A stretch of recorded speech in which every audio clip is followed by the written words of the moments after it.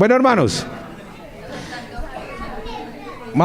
ustedes saben que estamos haciendo una serie del Sermón del Monte. Cada semana hemos trabajado un pedacito del Sermón del Monte. La semana pasada no lo hicimos porque era domingo de resurrección y teníamos el espacio en el café, entonces no, digamos que paramos la serie, pero esta semana comenzamos de nuevo con estas, o digamos que continuamos la serie, y vamos a hablar de un tema que es muy difícil a veces abordarlo para todos nosotros, pero que hace parte de nuestros principios centrales como comunidad. Reunión Colombia. Amigos que se aman a Dios y su misión.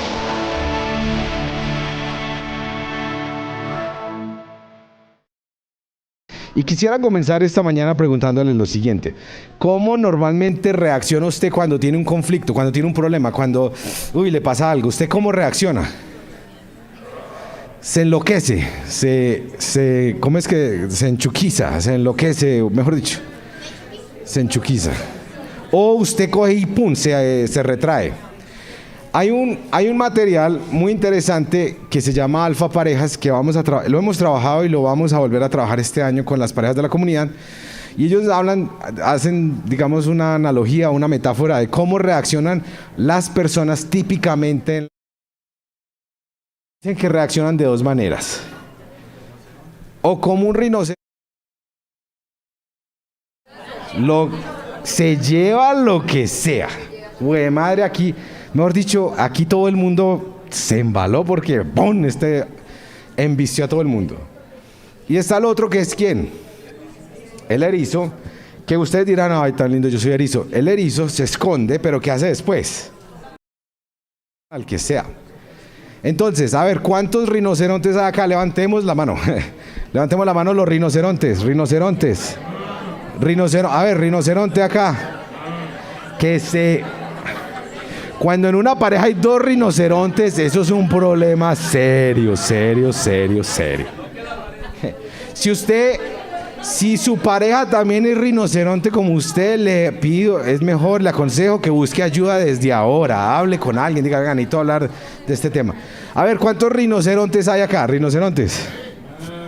Es que amén. Amén. Los dos son malos, no es que hay. A ver, ¿y cuántos son erizos?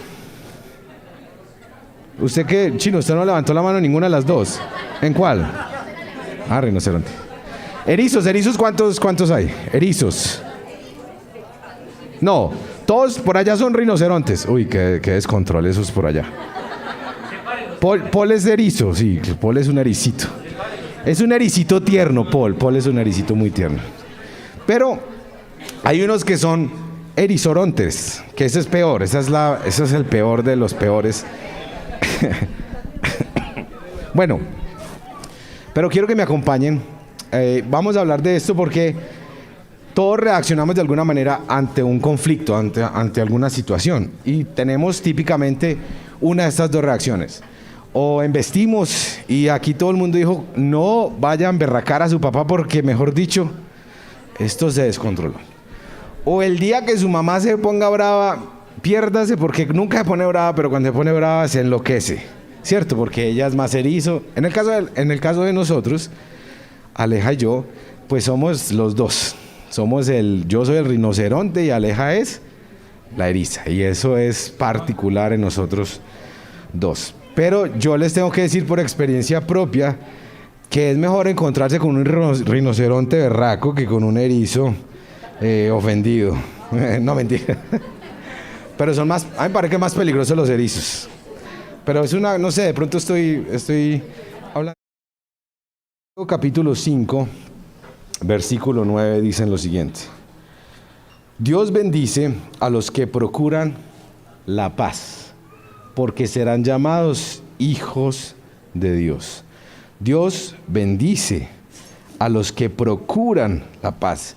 En otras versiones dicen: a los hacedores de paz, a los que crean paz, a los que hacen parte de la paz. Porque dice entonces que ellos serán llamados ¿qué? Hijos de Dios.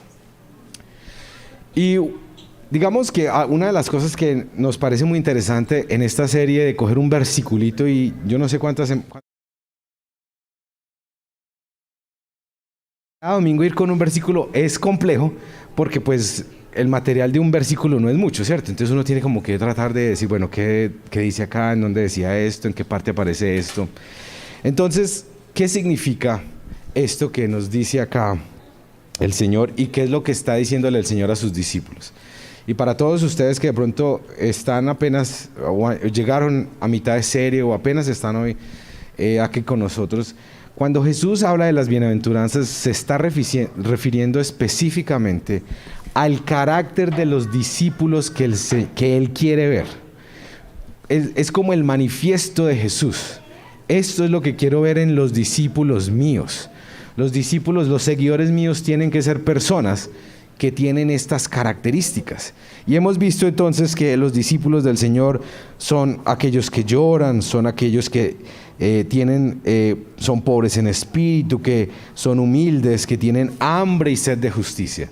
Y una de las características de Jesús es: los discípulos míos son personas que hacen la paz, pacificadores. Por eso ustedes la ven allá, ¿en dónde estará?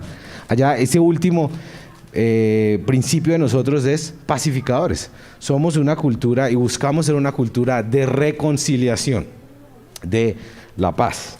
Pero cuando yo digo paz, queremos paz, y nosotros aquí, y no me voy a meter en ese tema, pero nosotros aquí en Colombia, hace algunos años escuchamos mucho el término paz, ¿cierto?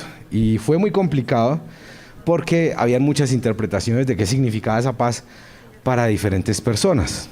Eso mismo le pasaba a Jesús en este momento.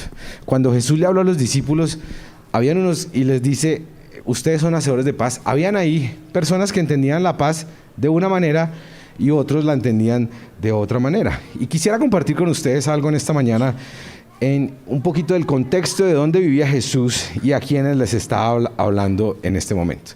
Recuerden entonces que Jesús está comenzando acá su ministerio, hay un grupo de seguidores, de discípulos que lo siguen, que están caminando frente a lo que Él dice, y Él se siente y empieza a decir: bueno, vamos a establecer como algunas reglas de lo que significa ser mi discípulo, y empieza a desarrollar cada una de estas bienaventuranzas. Por eso el Sermón del Monte es como esa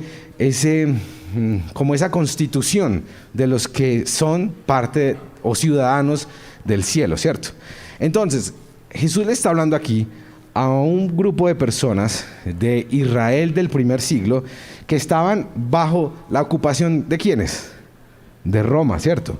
Llevaban más de 100 años siendo un territorio ocupado, o sea, ellos vivían ahí, pero ellos realmente pues no eran dueños de nada, estaban ocupados. Había un imperio sobre ellos que les decía: mire, les dejamos mantener sus cosas religiosas, sus cositas, pero ustedes nos tributan es a nosotros, y ustedes viven es en nuestro imperio, y les permitimos tener su vida normal. Entonces, ellos están en medio de una cultura de opresión, en medio de la ocupación romana, digámoslo así, estaban en medio de una dictadura y habían sido invadidos hace más de 100 años. Entonces, digamos que ese es el contexto de cualquier judío en ese momento que está escuchando a Jesús. Y cuando Jesús dice: ustedes deben procurar la paz, imagínense que podría estar pensando una de esas personas que estaba escuchando a Jesús ahí.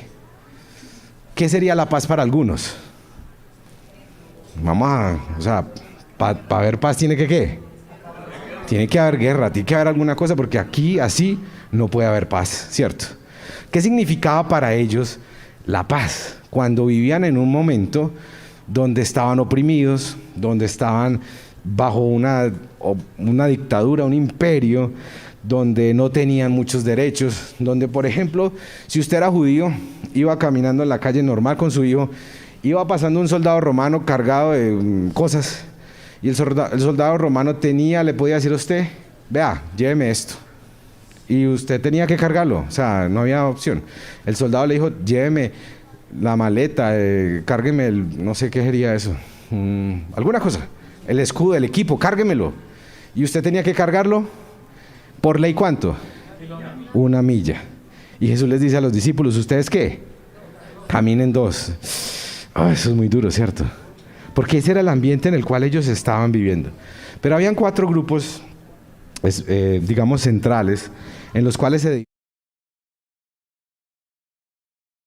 son estos 4 grupos que estaban escuchando a Jesús en ese momento. Los saduceos, los fariseos, los esenios y los celotes.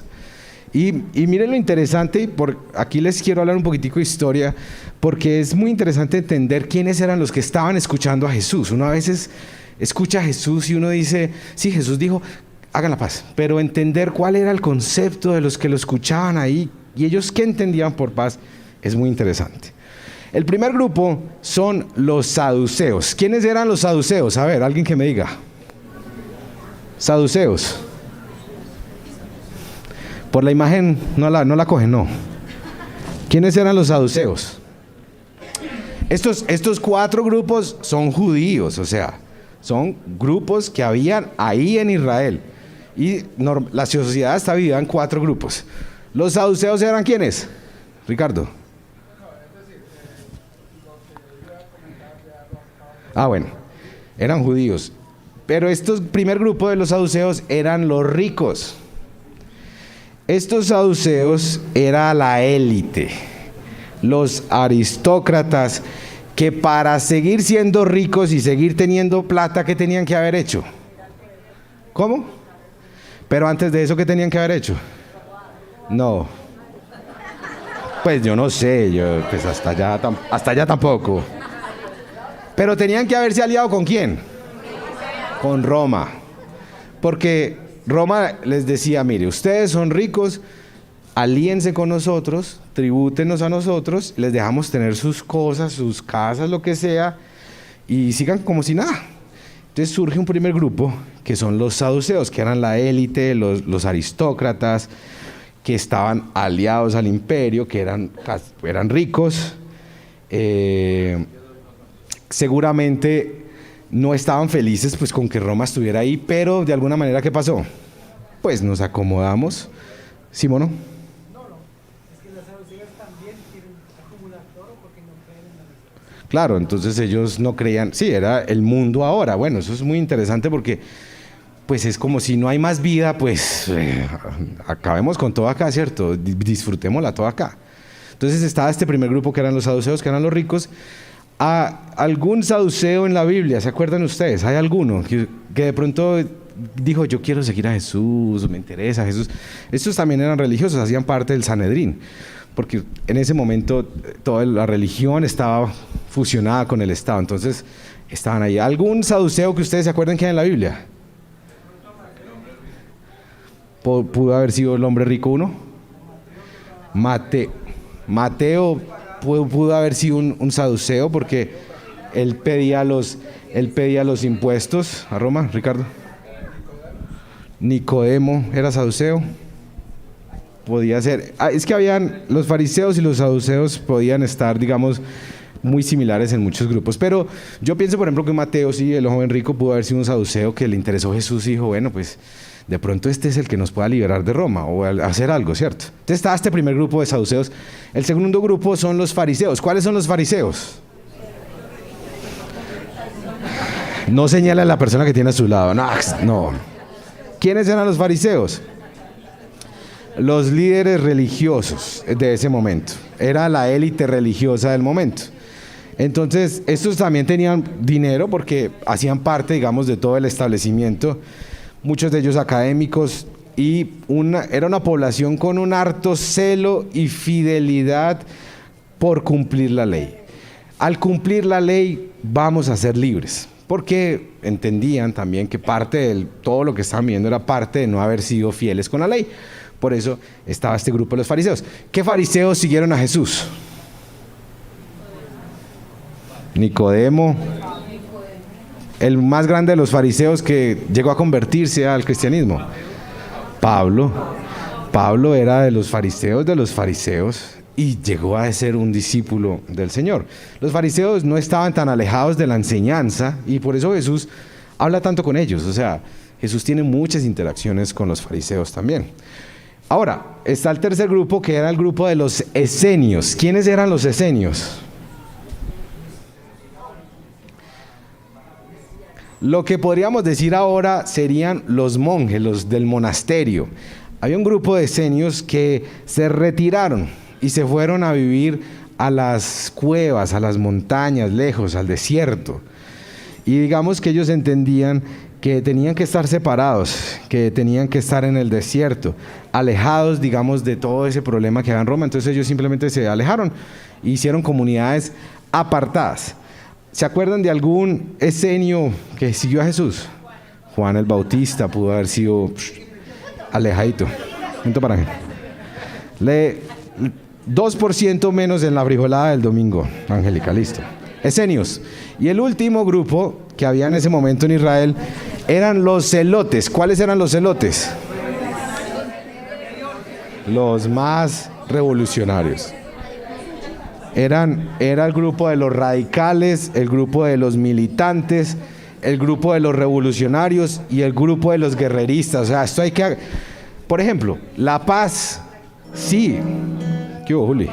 La paz es para... La paz, pero ¿a qué costo? Con guerra. ¿Cierto? Entonces, este grupo de los celotes. ¿Qué discípulos tuvo Jesús que fueron celotes? Erwin. ¿Cuál? Pedro, Simón. O sea, Judas también. O sea, eran de ese grupo. Entonces, miren esto. Cuando Jesús dice, bienaventurados ustedes los que procuran la paz, lo están escuchando estos 4 grupos. Ahí en el auditorio, como acá, hay saduceos. No levante la mano si usted es saduceo. Hay fariseos, no levante la mano si usted es fariseo. Habían esenios, personas que decían, no, esto tiene que ser diferente, me voy, apartados. Y habían celotes, esos que decían, no, esto hay que acabarlo de otra manera. Para estos cuatro grupos, la palabra paz podía significar cosas muy diferentes, ¿sí o no? Porque para cada uno de ellos la paz era resultado de algo. Para unos era paz decir, estamos bien con Roma, y pues nos aliamos con ellos, tenemos paz. Para otros es, desde que nos sigan dejando hacer nuestros cultos y nuestros ritos religiosos, tenemos paz. Para otros era desde que nos dejen irnos es paz, y para otros desde que haya guerra hay paz, ¿cierto? Y esta palabra paz es muy complicada porque tiene muchos significados. Por eso, esta semana estudiando un poquito de esto, me encontré con un video muy bonito que quisiera compartir con ustedes en esta mañana. Vamos a tener un momento de despliegue tecnológico acá con Julián que nos va a ayudar a ver este video en esta mañana. Porque la palabra paz... La palabra paz es común en la mayoría de los idiomas. Escuchen. Las personas pueden hablar sobre tratados de paz o tiempos de paz. Eso significa la ausencia de guerra. En la Biblia, la palabra paz puede referirse a la ausencia de conflicto, pero también apunta a la presencia de algo mejor en su lugar. En el Antiguo Testamento, la palabra hebrea para paz es shalom. En el Nuevo Testamento, la palabra griega es eirene. El significado más básico de shalom es completo o entero. La palabra puede referirse a una piedra que tiene una forma perfecta y completa, sin grietas. También puede referirse a una pared de piedra terminada, que no tiene espacios vacíos ni ladrillos faltantes. Shalom se refiere a algo que es complejo. Un momentico, el ingeniero de sistemas, de problemas, tuvo problemas. Juli, otra vez, póngala. No, pero póngalo desde afuera, Juli. O sea, ábralo en el Chrome, ¿sí? Otra vez, vamos a darle otra oportunidad a Juli. Listo, Juli. Listo. Este ya no tiene sonido. Ya. Eso significa la ausencia de guerra. En la Biblia, la palabra paz puede referirse a la ausencia de conflicto, pero también apunta a la presencia de algo mejor en su lugar. En el Antiguo Testamento, la palabra hebrea para paz es shalom. En el Nuevo Testamento, la palabra griega es eirene. El significado más básico de shalom es completo o entero. La palabra puede referirse a una piedra que tiene una forma perfecta y completa, sin grietas. También puede referirse a una pared de piedra terminada, que no tiene espacios vacíos ni ladrillos faltantes. Shalom se refiere a algo que es complejo, con muchas piezas, que está en un estado completo, pleno. Es como Job, que dice que sus tiendas están en un estado de shalom, porque contó su rebaño y no le faltaba ningún animal. Esta es la razón por la que Shalom puede referirse al bienestar de una persona, como cuando David visitó a sus hermanos en el campo de batalla y les preguntó acerca de su Shalom. La idea central es que la vida es compleja, llena de partes, relaciones y situaciones en movimiento. Cuando cualquiera de estas cosas está fuera de línea o está faltando, tu Shalom se destruye. La vida ya no está completa, necesita ser restaurada. De hecho, ese es el significado básico de Shalom cuando la usas como un verbo. Traer Shalom literalmente significa completar o restaurar. Entonces, Salomón trae Shalom al templo incompleto cuando lo termina. O si tu animal accidentalmente daña el campo de tus vecinos, tú les Shalom al darle un pago completo por su pérdida. Tomas lo que se ha perdido y lo restauras a plenitud. Lo mismo aplica para las relaciones humanas. En el libro de Proverbios, reconciliar y sanar una relación rota es traer Shalom. Y cuando los reinos rivales en la Biblia hacen Shalom, no solo significa dejar de pelear, también quiere decir que empiezan a trabajar juntos por el beneficio del otro. Este estado de Shalom es el que se suponía que los reyes debían cultivar y rara vez sucedía. Así que el profeta Isaías anhelaba un futuro rey, un príncipe de Shalom, y su reino traerá Shalom sin fin. Un tiempo en el que Dios haría un pacto de Shalom con su pueblo para remediar todo mal y sanar todo lo que se había roto. Esta es la razón por la que en el Nuevo Testamento el nacimiento de Jesús se anunció como la llegada de Eirene. Recuerda que esa es la palabra griega para paz. Jesús vino a ofrecer su paz a otros, como cuando les dijo a sus seguidores, mi paz les doy. Los apóstoles decían que Jesús hizo la paz entre los humanos arruinados y Dios cuando Él murió y resucitó de entre los muertos. La idea es que Él restauró a plenitud la relación rota entre los humanos y su Creador. Esta es la razón por la que el apóstol Pablo puede decir que Jesús mismo es nuestra Irene. Él fue el hombre completo y pleno que yo fui creado para ser, pero nunca pude ser. Y ahora Él me da su vida como un regalo. Esto significa que los seguidores de Jesús ahora son llamados a crear paz. Pablo instruye a las iglesias locales a mantener su unidad a través del vínculo de la paz, lo cual requiere humildad y paciencia y soportar a otros en amor. Convertirse en personas de paz significa participar en la vida de Jesús, quien reconcilió todas las cosas en el cielo y en la tierra, restaurando la paz a través de su muerte y su resurrección. Así que la paz requiere mucho trabajo, porque no es solo la ausencia de conflicto. La verdadera paz requiere tomar lo que está roto y restaurarlo a plenitud, ya sea en nuestras vidas, nuestras relaciones o en nuestro mundo. Y ese es el rico concepto bíblico de la paz. Bonito, ¿cierto? Estos son unos videitos que están en YouTube que se llama Proyecto Biblia, por si los quieren ver. Son muy bonitos y tienen una muy buena teología.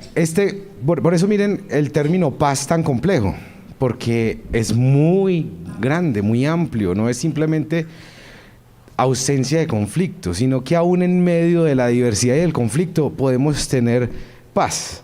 Entonces, la paz o ser pacificadores bíblicamente no es la ausencia de conflicto, y esto es algo que tenemos que entender. Porque hemos pensado y hemos tenido una imagen, un concepto como muy platónico de la paz, como el cielo y todo tranquilo, y no. Tener paz en medio de las dificultades es posible, el Señor lo dice. Tener paz en medio de la diversidad es parte de ser una comunidad del Señor, que podemos ser discípulos a pesar de todo. Entonces, la paz o ser pacificadores, desde una perspectiva bíblica, no es la ausencia de conflicto, sino la presencia de armonía. Y me parece muy bonito lo que leí ahora, o lo que leyó Danielita ahora al inicio, el Salmo 133, cuando decía el Salmo que qué bendición es tener los hermanos y estar juntos en qué, en armonía. Ese es el shalom de lo que está hablando la Biblia acá. Entonces, ser pacificadores tampoco es ser pasivos frente a las situaciones. De hecho, esa fue una de las críticas, y por eso surgió un movimiento muy grande desde Marx, diciendo que la religión era ¿qué? El opio del pueblo. O sea, era lo que adormecía a la gente, porque no hacían nada. Y entonces ahí están en sus iglesias y no hacen nada. Eso no es lo que está diciendo el Señor. No es pasividad ni una aceptación pasiva de lo que venga, sino un involucramiento activo que confronta el problema y busca la reconciliación. Paz no es como nos pasa muchas veces entre nosotros, cuando hay una situación entre hermanos que uno le dice al otro, tranquilo, deja así, no pasa nada. Pero pasa el tiempo y ¿qué pasa? Que sí está pasando algo, que hay problemas y que eso explota porque no se confrontó en el momento y no se buscó la reconciliación. Ser hacedores de paz es hacer algo en medio del conflicto donde no hay paz, es hacer algo en medio de esa situación. Hacer la paz significa y vivir como pacifistas, como pacificadores, como personas que buscan la paz, es tener relaciones sanas y justas, aún en medio de las diferencias. Tener relaciones sanas y justas, aún en medio de las diferencias. Entonces, ¿por qué quería mostrarles este video, Juli? Y de pronto en la presentación, ¿por qué quería mostrarles este video? ¿Por qué? Porque la paz es un concepto muy amplio en la Biblia.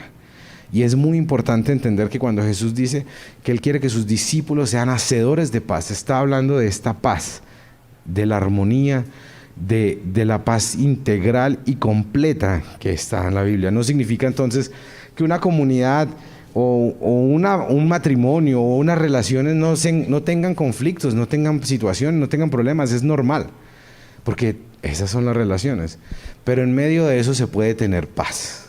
En medio de las situaciones, de los conflictos, podemos hablar, podemos solucionar y podemos reconciliarnos. Y eso es parte del cambio que el Señor está haciendo en los discípulos. Piensen nomás. A Jesús, cuando le escuchan esto, le están escuchando unos que tenían una idea de paz así, otros de otra idea, otros de esta, otros de esta. Y Jesús tiene que empezar y es más, pasan años y aún sus propios discípulos no entienden la paz de la que Él les está hablando. Porque ¿qué pasa cuando vienen a capturarlo a Él? ¿Qué hace uno de sus discípulos? Pedro saca su espada y, porque eran celotes, saca su daga, lo que fuera, y ¡chan!, le corta la oreja al discípulo, al soldado, perdón. Y Jesús le dice, así no, esa no es la manera en la que he venido a traer el reino. Entonces, es muy importante entender entonces que la paz no es la ausencia de conflicto, sino la presencia de armonía. Piensen esto. Yo sé que aquí hay unos que no están casados, pero voy a preguntarles a los casados acá. Si viéramos las relaciones de matrimonio desde esta perspectiva, ¿no sería algo diferente? No es que no hubieran problemas, sino que podemos tener armonía en medio de esos problemas. Consensos, podemos hablar, podemos dialogar frente a este tema. ¿Sería diferente o no? Pero hay al menos dos características que quiero compartir con ustedes que creo que hacen parte de nuestra cultura colombiana que no nos permiten tener la paz. Yo sé que hay muchas otras y seguramente ustedes tendrán otras ahí. Pero al menos pensando esta semana, ¿por qué es tan difícil para nosotros que vivimos en un país con una guerra tan continua de tantos años? Donde yo escuchaba a mi bisabuela hablarme de Mano Negra, ¿era que se llamaba? No. Mano Negra, ¿cierto? Mano Negra, que era como Sangre Negra, perdón, sí.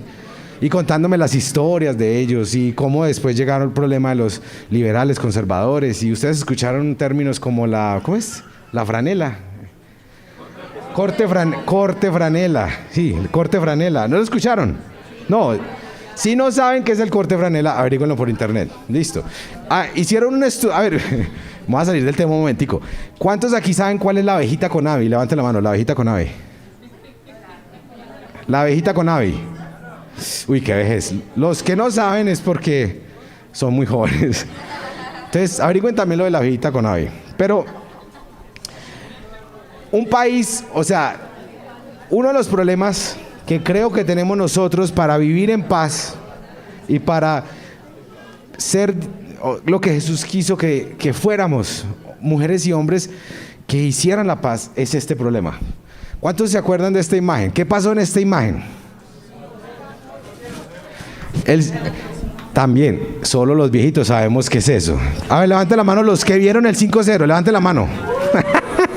Un poco es que no. Uy, no. Bueno, ustedes en Venezuela no vieron eso. No, igual tampoco había nacido. No, sí, tenía un añito. No, sí, bueno. Por acá, ¿cuántos se acuerdan del 5-0? Por ejemplo, Verónica y Nicolás no saben. Uy, no, ¿qué es esto?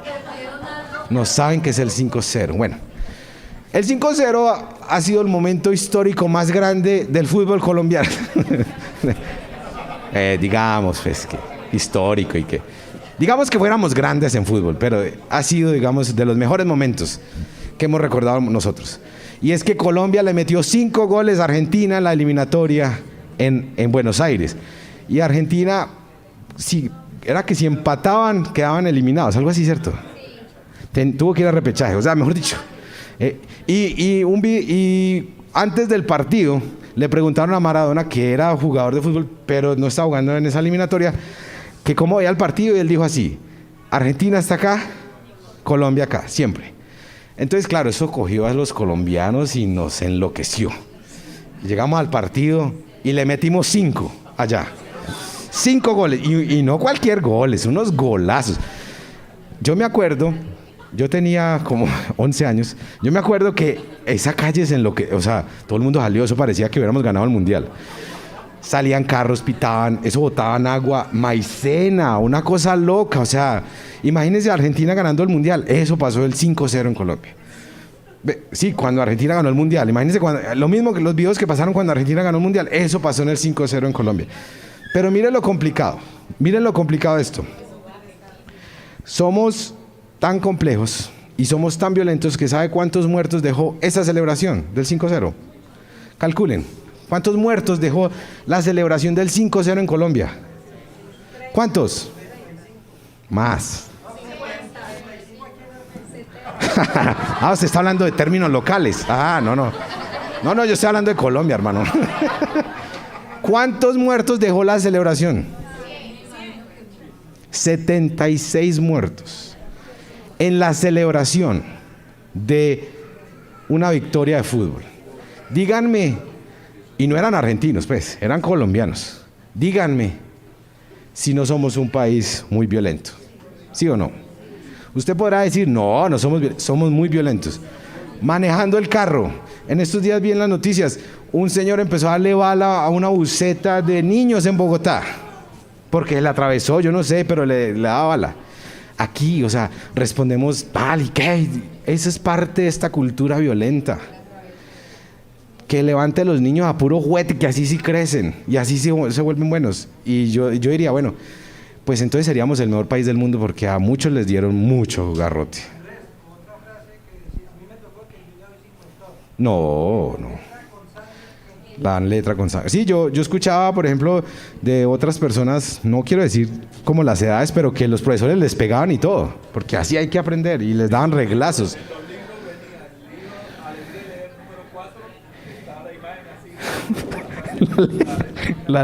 Aparecía, a ver, imagínese. Pero a usted no le tocó eso, hermano, no. En el libro aparecía el Señor con un palo para darle, porque la letra con sangre entra. Es una cultura muy, muy violenta, somos una cultura muy violenta. Y aún así, seamos cristianos y el Señor haya transformado, seguimos actuando a veces muy violentamente. De pronto ya no pegamos, de pronto ya no golpeamos, pero la forma en cómo hablamos, la forma en cómo respondemos, sigue siendo violenta, sigue siendo difícil, sigue siendo tosca, sigue siendo áspera. Y esto es lo que el Señor está diciendo acá.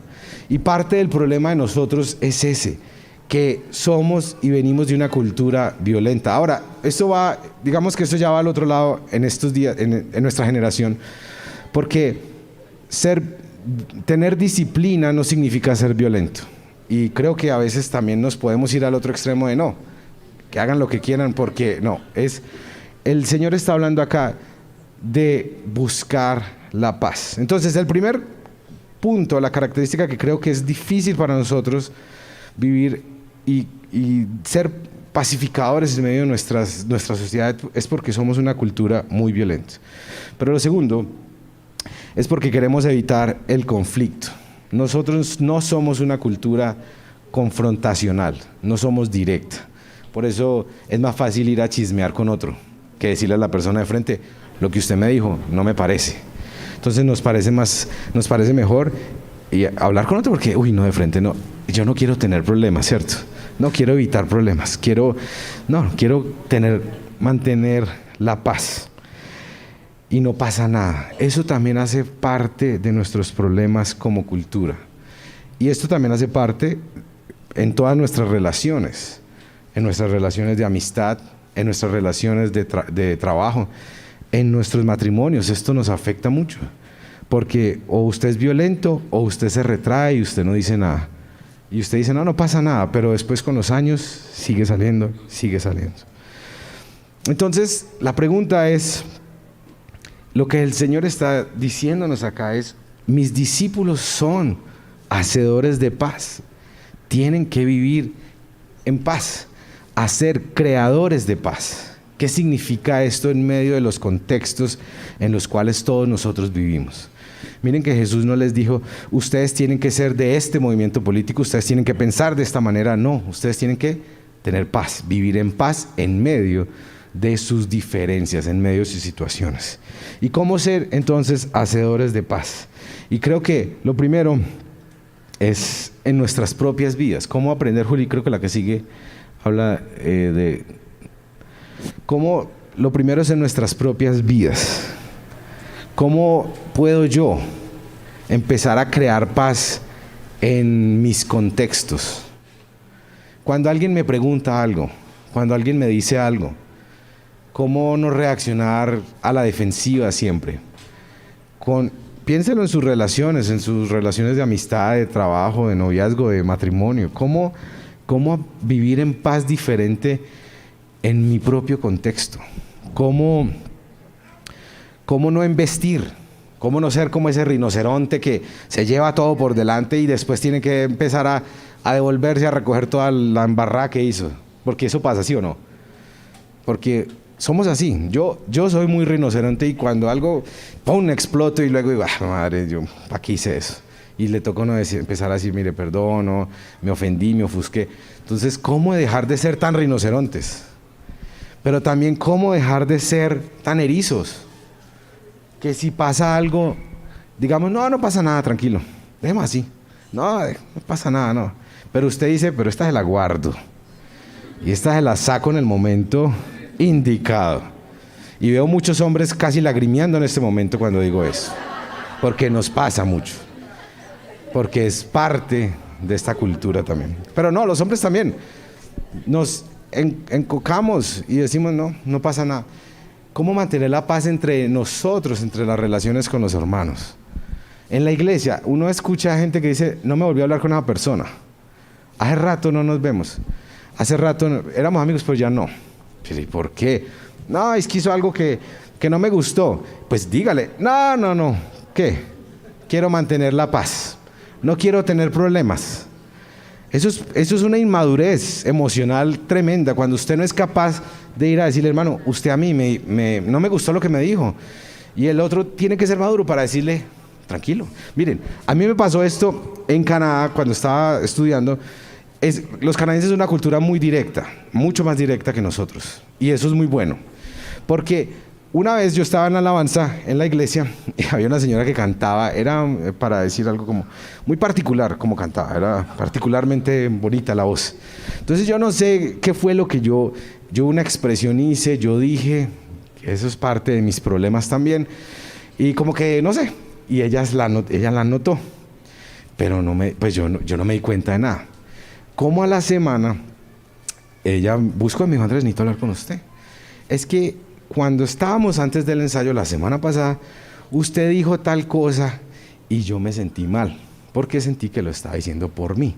Yo la verdad no lo hice por ella, pero digamos que lo dije, pero ella vino y me buscó y yo le dije, mire, la verdad, perdóneme porque yo no lo quise decir así, no era por usted. Nada, por favor, le pido perdón. Y me dijo, no hay ningún problema, está bien. Solo que pensé y me sentí mal y preferí venir a hablar con usted. Yo salí ese domingo y le dije a Alejandra, ¿qué me hubiera pasado en Colombia con esto? Se desapareció la señora. No volvió. Pero Es que Andrés dijo tal cosa. Y Iván, que Andrés le dijo, y empieza, es que, oiga Andrés, que usted dijo, no, ella vino y me buscó. Y a mí me pareció tan bonito eso de la cultura, de venir y decir, hermano, a mí me pareció que usted dijo eso y no me gustó. No, simplemente me retraje. ¿Qué pasaría si eso también lo aplicáramos en nuestros matrimonios, en nuestras relaciones, en la vida comunitaria de iglesia? Pero también, la paz arranca desde lo que nosotros hacemos como discípulos del Señor en nuestros lugares, en nuestros contextos, pero también en el mundo.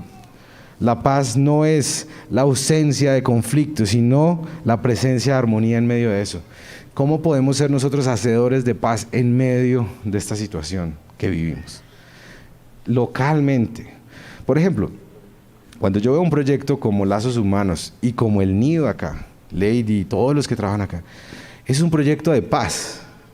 Es un proyecto que está buscando hacer algo en medio del conflicto, en medio de la situación de esas niñas, de tantas personas.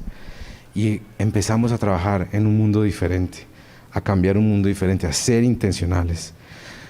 Jesús nos da la posibilidad de vivir en paz y de ser hacedores de paz. Eso es lo que Él busca en sus discípulos. Ustedes pueden vivir en armonía y pueden ser gestores de esa armonía en donde estén. Jesús encarna todas las bienaventuranzas, por eso es tan bonito lo que el Señor, cómo comienza el Señor con sus discípulos, porque Él dice, mire, estas son las cualidades, las características de mis discípulos, pero es porque ese es Él. Jesús encarnó cada una de ellas, hizo la paz. Jesús no solamente nos miró desde el cielo y dijo, bueno, ahí los salvo y miren a ver qué hacen. No, Él se metió en medio de nosotros, se hizo como nosotros, se encarnó. Se involucró con nuestra situación y trajo la transformación aquí. Por eso el Señor también quiere que nosotros, en medio del mundo, podamos hacer eso.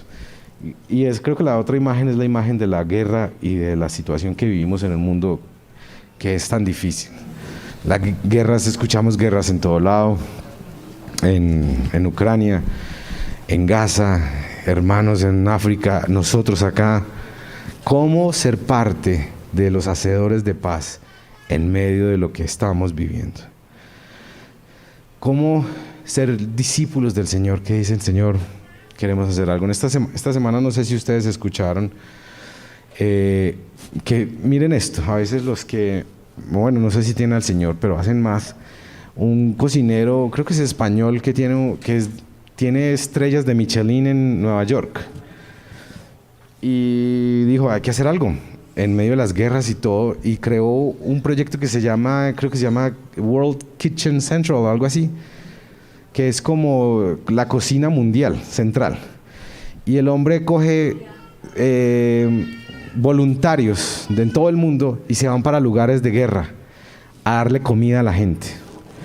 Creo que estuvieron en Ucrania y están en Gaza, o no sé si estaban en Gaza porque los bombardearon y mataron 9, creo. Voluntarios, chefs de todo el mundo.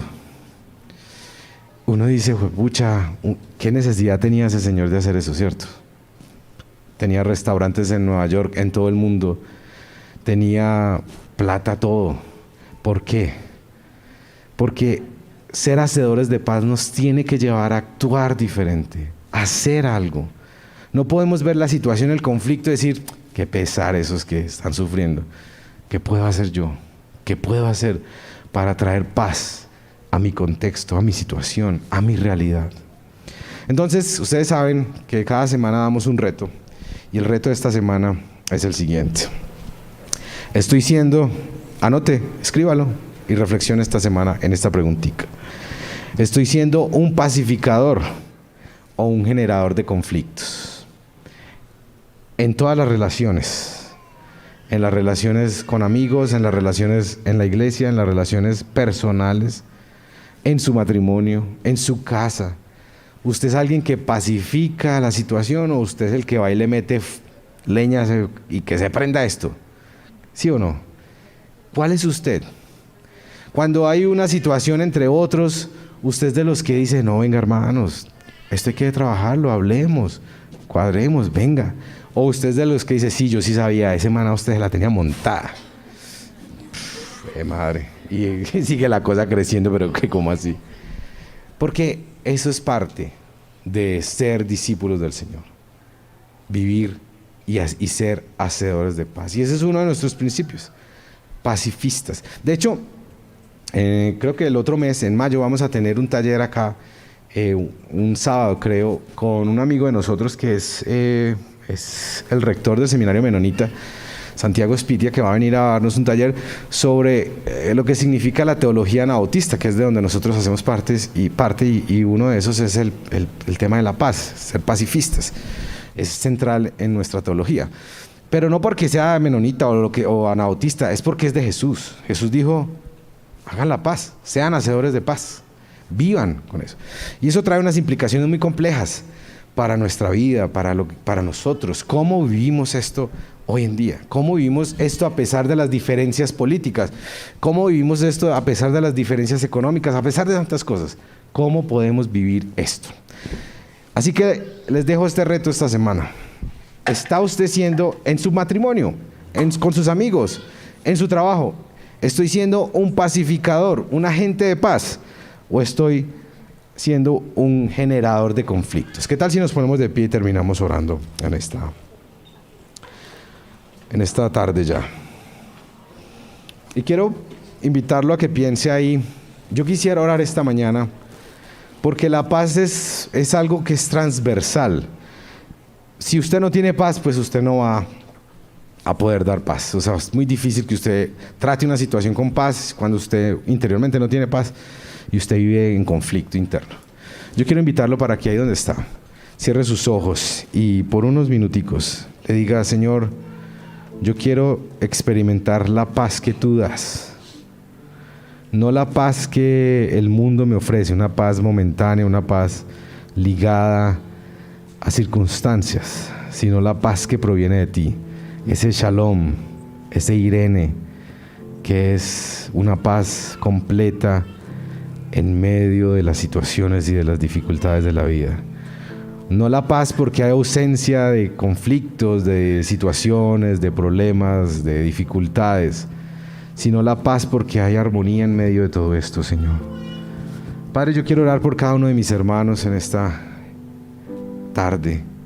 Si hay algunos acá que tal vez están por primera vez en la iglesia y nunca han encontrado paz en su mente, en sus corazones, en su espíritu, que hoy puedan decirle: Señor, quiero tu paz, dame tu paz.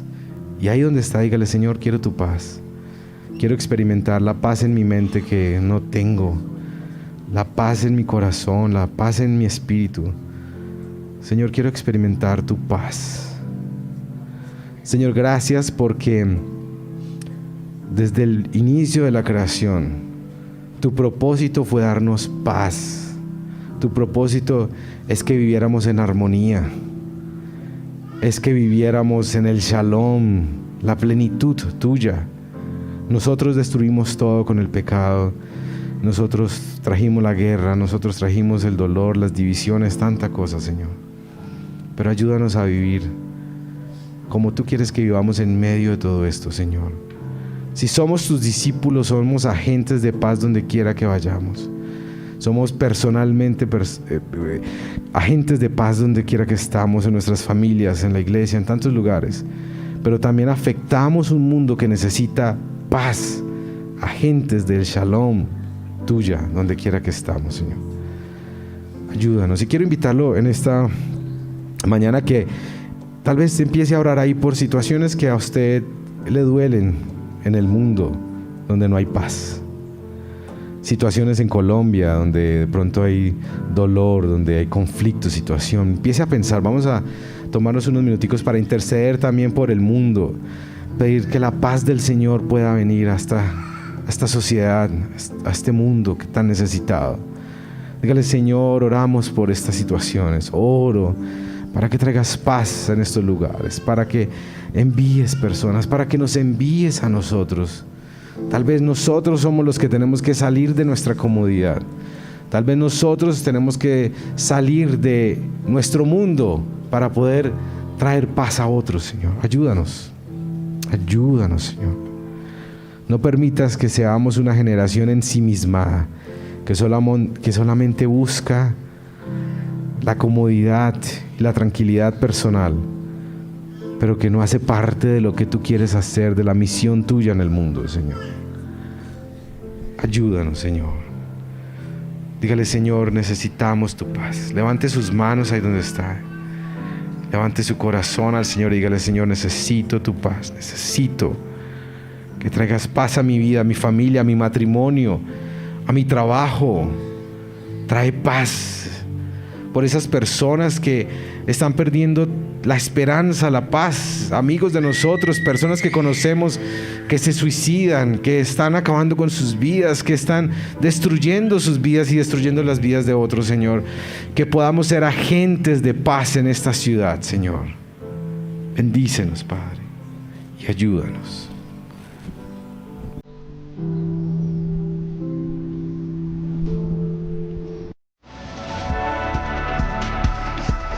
Reunión Colombia. Amigos que se aman a Dios y su misión.